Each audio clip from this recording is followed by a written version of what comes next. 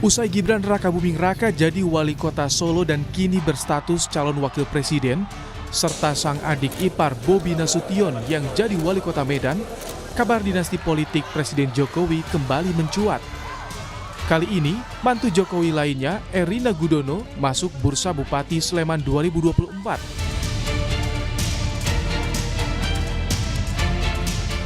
Istri Kaisang Pangarep ini dilirik DPC Gerindra Sleman sebagai salah satu nama potensial di Pilkada Sleman.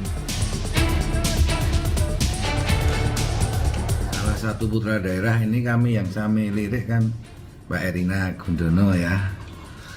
Istilahnya kami memang mencari kader-kader muda atau calon yang muda untuk dipromosikan ke masyarakat lewat Partai Gerindra untuk menjelang pilkada ini. Salah satunya Mbak Erina. Kakak ipar Erina, Gibran Rakabuming Raka mengaku tak tahu menau soal kabar Erina yang masuk Bursa Bupati Sleman. Soal itu ia minta ditanyakan ke Gerindra, Kaisang, dan warga Sleman. Tanya Gerindra, emang saya nggak tahu kan. Dari Mas Kaisang itu gimana, apakah dapat izin dari Tanya Kaisang ya. Kalau dari sisi mungkin Gerindra melihat sosoknya kan sosok muda juga. Tanya Gerindra. Mas Kaisang juga Tanya warga Sleman ya. Saya tidak berhak untuk ikut campur. Oke. Menurut pengamat politik Kunto Adiwibowo, munculnya nama Erina Gudono di bursa calon Bupati Sleman tak lepas dari peran Jokowi yang mampu memenangkan Prabowo Gibran di Pilpres. Saya masuknya nama mantunya Pak Jokowi, Mbak Erina Gudono ke dalam bursa pilkada di Sleman itu tidak lepas dari track record Pak Jokowi yang dianggap bisa memenangkan pasangan Prabowo Gibran di pemilu kemarin 2024. Dan kemudian juga kita masih menunggu apakah PSI partai suaminya Mbak Erina ini juga bisa masuk parlemen gitu kan. Nah kalau dengan demikian partai mana yang tidak ingin keluarga Jokowi dicalonkan jadi kepala daerah karena ada jaminan bisa menang kan gitu, jaminan pasti menang bahkan gitu kan. Selain kabar Erina yang masuk Bursa Pilkada Sleman dan kabar Kaisang masuk Bursa Pilkada Solo, mantu Jokowi lainnya Bobi Nasution mengisyaratkan akan maju sebagai calon gubernur Sumatera Utara 2024. Bobi mengaku sempat bertemu Jokowi, namun menurutnya bukan minta restu maju jadi calon gubernur. Ngobrol gitu, ada jadwalnya nggak selama di Jakarta? Kemarin ada. Salah satunya bahas minta izin atau restu untuk maju Pilgub Sumut. Kemarin kita ke Jakarta, bolak-balik ke Jakarta ngurusin untuk Kota Medan. Nggak ada untuk pribadi. Ada arahan dari Pak Presiden? Arahannya bangun Kota Medan yang lebih baik. Selain Golkar sama PAN yang mendukung Mas Bobi itu untuk maju Pilgub ya. Siapa lagi? Tapi mau Mas maju. Anak dan mantu Presiden Jokowi, Gibran Rakabuming Raka dan Bobi Nasution mulus melaju di Pilkada Solo dan Medan sebelumnya. Gibran belakangan berhasil maju jadi cawapres mendampingi Prabowo Subianto dan berpeluang mengikuti Jokowi melenggang ke istana. Tim Liputan Kompas TV.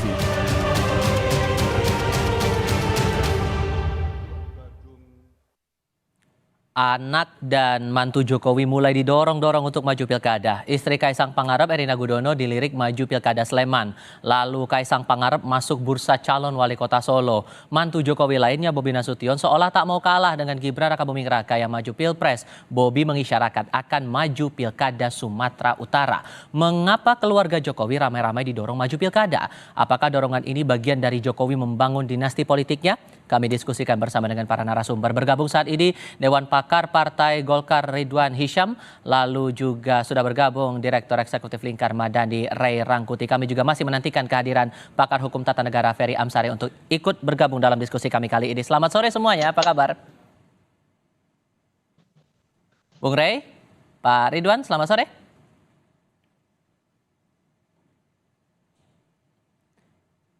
Kami coba perbaiki komunikasi kami dengan dua narasumber kami karena ini menjadi menarik dari banyaknya dinamika politik yang berlaku saat ini selepas Pilpres. Banyak nama-nama yang muncul beredar untuk Pilkada pada November nanti, termasuk dalam hal ini adalah anak dan mantu Jokowi. Kami coba sapa kembali Bung Ray Rangkuti dan Pak Ridwan Hisyam yang sudah bergabung saat ini lewat sambungan dalam jaringan. Selamat sore.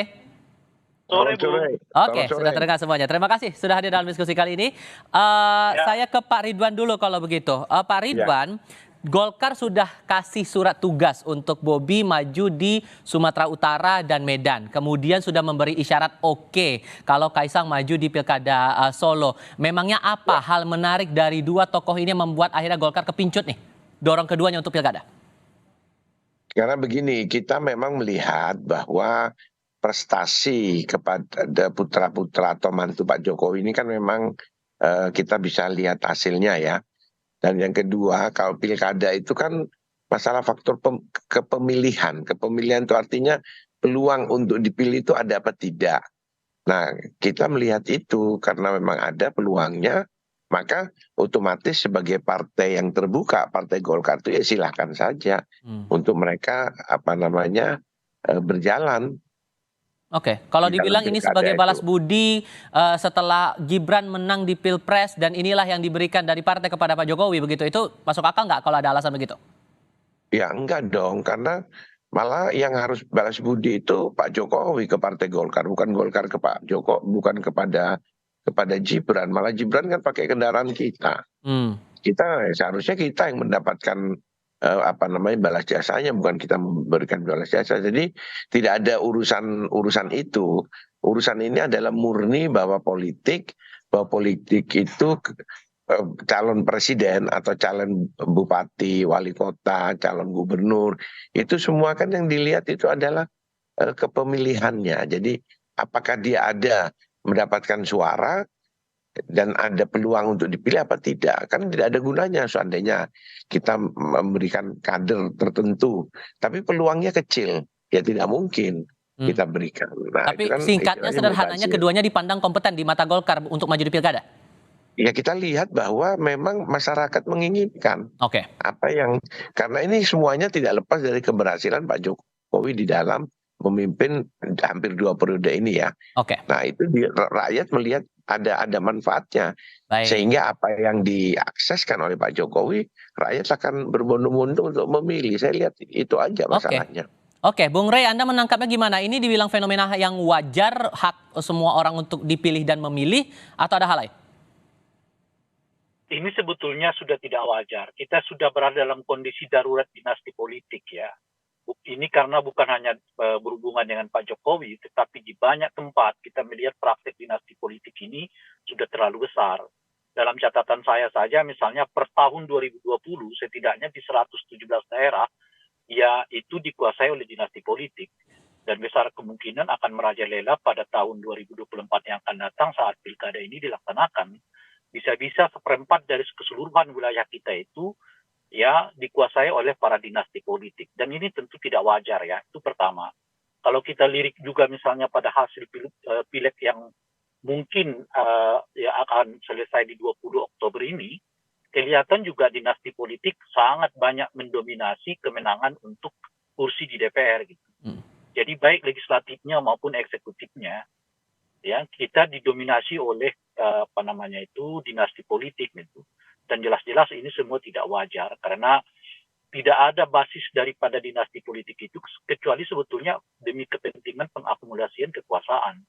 Dan kekuasaan yang ada pada diri mereka itu lalu diperjualbelikan dengan para pemilik modal, dan itulah yang seringkali menimbulkan apa yang kita sebut sebagai oligarki politik itu. Jadi kalau kita terus-menerus membiarkannya dengan cara yang seperti ini, pada dasarnya demokrasi kita ini gunanya kelihatan adalah untuk melanggengkan dan melahirkan oligarki politik itu. Oke, di mata hukum tata negara sendiri melihatnya gimana Bang Ferry dengan fenomena ini? Anak dan mantu Jokowi masuk bursa pilkada? Ya, pertama ini bukan republik keluarga ya, bukan kerajaan, bukan juga membangun dinasti para kroni ya. Jadi aneh saja kalau terjadi perubahan yang luar biasa di era Jokowi dengan menempatkan keluarganya Saya pikir omong kosong kalau kita bicara ini prestasi Gibran. Bagaimana prestasinya bisa diukur? Keluarga Jokowi apa prestasinya? Bukankah Gibran baru 2 tahun? Belum ada nilainya itu untuk dianggap sebagai layak punya kapasitas. Keluarganya juga tidak masuk ke dalam ruang politik sedari awal. Lalu anehnya partai politik kemudian eh, berkeinginan untuk mendorong dengan catatan ini pengalaman, ini diinginkan publik. Bagi saya itu hanya kamuflase ya. Jokowi sedang membangun politik dinasti, semua pelaku kepentingan merasa nyaman dan ingin melanjutkan dinasti itu. Oke. Mereka tidak siap bertarung untuk menyuarakan kepentingan daulat publik dan konstitusi. Kalau untuk catatan bagi Partai Golkar dengan segala hormat, menurut saya ini menjadi tabiat dan mungkin juga jadi salah satu penyakit Partai Golkar untuk terus bersandar di pohon besar yang rindang yang bernama Jokowi. Oke. Bagi saya ini tabiat harus diubah kalau mau berpikir Oke. demokrasi ini diselamatkan, bukan untuk menempatkan keluarga-keluarga, terutama keluarga yang memiliki kekuasaan. Ada kritik di sini. Satu hal untuk catatan konstitusi kita ya, Ya. bahwa konstitusi kita tidak dirancang untuk keluarga, konstitusi ini dirancang untuk terbatas, Baik. apalagi tidak dirancang untuk melanggengkan keluarga. Oke, ada kritik di sini Pak Ridwan dengan mengusung anak dan mantu Jokowi di pilkada ini. Gimana respon Partai Golkar soal ini dan apakah ada bahasan bahwa partai-partai ini tampaknya mengharap Jokowi efek juga di pilkada ini? Apakah ini masuk akal atau tidak? Jawabnya nanti ya Pak ya. Kita akan jeda sebentar, kami akan segera kembali.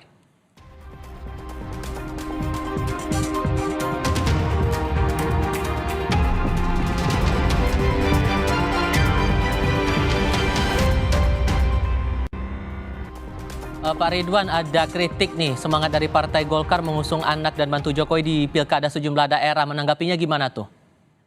Jadi begini ya, kita harus melihat prinsip-prinsip demokrasi yang ada sekarang. Karena prinsip demokrasi yang ada sekarang itu, khusus untuk Golkar, itu kita sudah membuat tema, suara Golkar adalah suara rakyat. Jadi apa yang diinginkan oleh rakyat, maka itulah suaranya Golkar. Kami melihat bahwa saat ini rakyat menginginkan apa yang menjadi petunjuk-petunjuk dari Pak Jokowi itu cenderung mereka memberikan dukungan. Maka kita melihat juga bahwa peluang-peluang apa yang diarahkan bahwa apakah itu mantunya atau anaknya. Kalau kita nanti melihat di dalam survei bahwa itu tinggi, otomatis kita akan memberikan dukungan. Ini bukan masalah dinasti politik. Ini adalah masalah suara rakyat yang menginginkan. Dinasti politik itu apabila seorang pemimpin mengangkat putra atau putrinya atau saudara yang kita istilahkan di dalam zaman reformasi itu KKN, korupsi, kolusi, dan nepotisme, itu kita bisa masukkan. Ini tidak melalui proses pemilihan. Kalau proses pemilihan tidak ada urusan sama dinasti politik. Semua orang warga negara Indonesia mempunyai hak politik yang sama untuk memilih dan dipilih.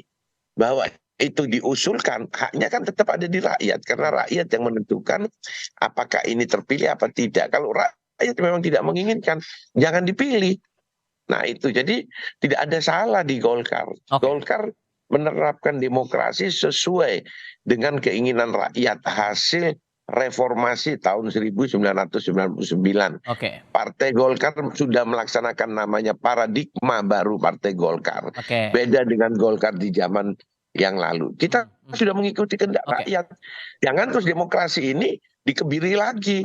Dan apabila saat ini di tahun 2024 suara Golkar melejit 20 tahun ya, yang namanya 2004 kita menang, habis itu 2024 sudah waktunya rakyat sudah tahu. Oh, ternyata memang misi Golkar atau apa yang dikehendaki oleh Golkar ini benar.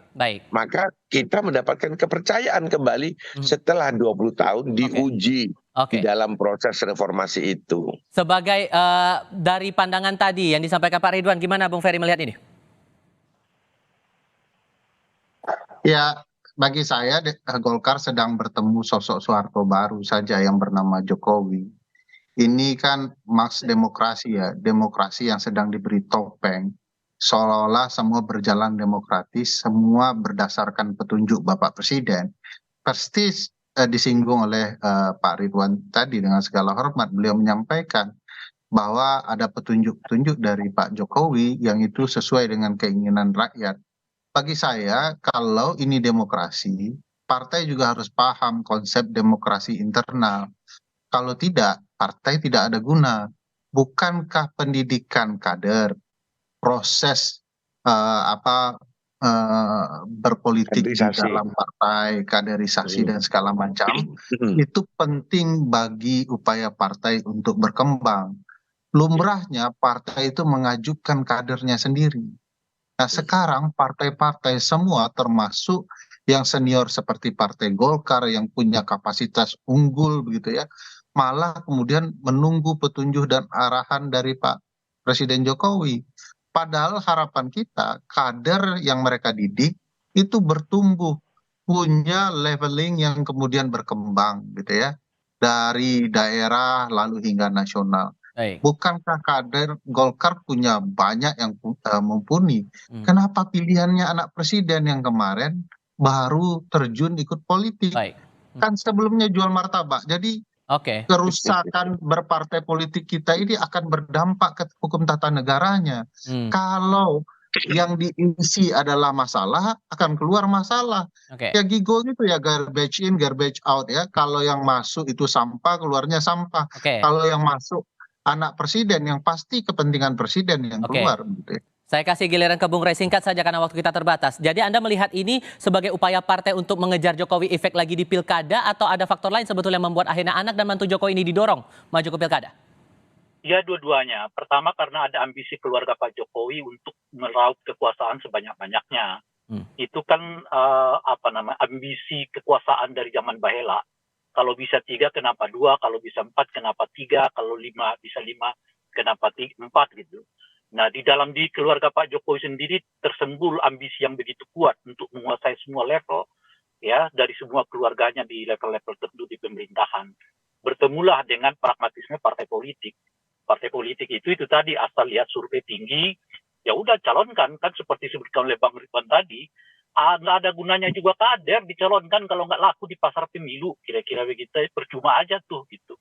Nah, itu kan pragmatisme juga. Yang penting tuh bagi Golkar tuh dan partai lain mungkin yang penting menang, bukan soal yang penting gimana menguatkan demokrasi, gimana membuat demokrasi kita lebih bernilai, berkualitas, bukan itu yang penting. Tentu dilabelilah bahwa itu kehendak rakyat yang dilihat dari survei macam-macam. Padahal menurut saya nggak tahu persis dari mana definisi dinasti yang dimaksud oleh Bang Ridwan itu tadi. Sebab definisi, karena kita sudah pernah membuat definisi yang disebut dengan dinasti politik yang jauh dari apa yang disebutkan oleh Bang Ridwan tadi. Dinasti politik itu pernah kita rumuskan pada Undang-Undang Nomor 8 tahun 2015. Yang dinyatakan di sana itu yang disebut dengan dinasti, kekuasaan yang didapatkan melalui cabang keluarga, di mana salah satu keluarga itu sedang menjabat di jabatan eksekutif. Persis seperti yang dilakukan oleh Pak Jokowi sekarang inilah per definisi yang pernah kita rumuskan sebagai praktek dinasti politik itu. Bung Rey Rangkuti, terima kasih. Pak Ridwan Hisyam, terima kasih. Bang Ferry Amsari juga terima kasih sudah hadir dalam diskusi kali ini. Selamat sore semuanya.